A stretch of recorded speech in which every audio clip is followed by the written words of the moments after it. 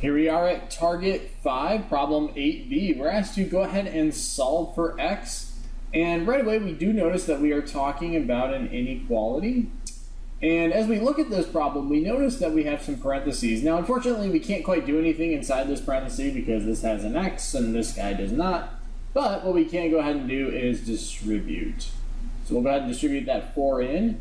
And when we do that, we end up with 3x plus 10 is less than or equal to 4 times 2 gives us 8 minus 4 times, really this is 1x or negative 1x, so 4 times negative 1x gives us negative 4x. Now all it is just trying to isolate x, get him by himself. So we can do that by adding 4x to both sides. On this side, they'll end up canceling with one another, leaving us with 7x's plus 10 is less than or equal to 8. This positive 10 really has nothing to do with x, so we'll go ahead and subtract that over.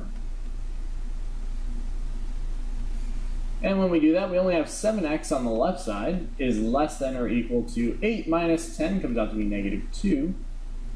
And then lastly, all we have to do is divide by our coefficient, in this case 7. So as a result, it looks like x is less than or equal to negative 2 over 7. Now it doesn't ask for this, but let's go ahead and do it anyway, just for some extra practice. We'll go ahead and graph it. There we've solved for x, now we're going to go ahead and graph it.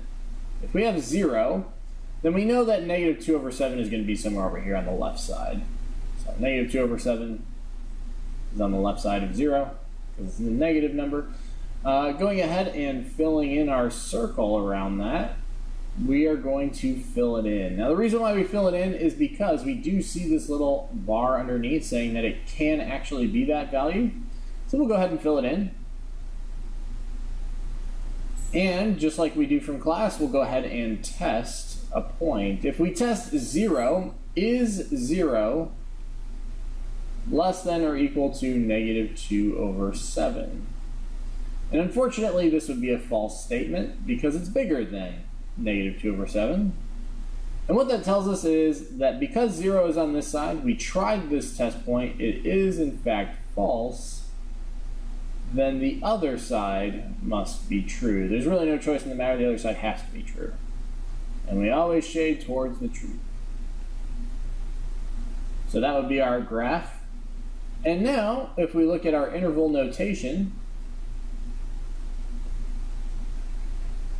the smallest thing that x can be here is, well, you can't quite be it, but negative infinity, because this thing will constantly go to the left. So the smallest thing is negative infinity.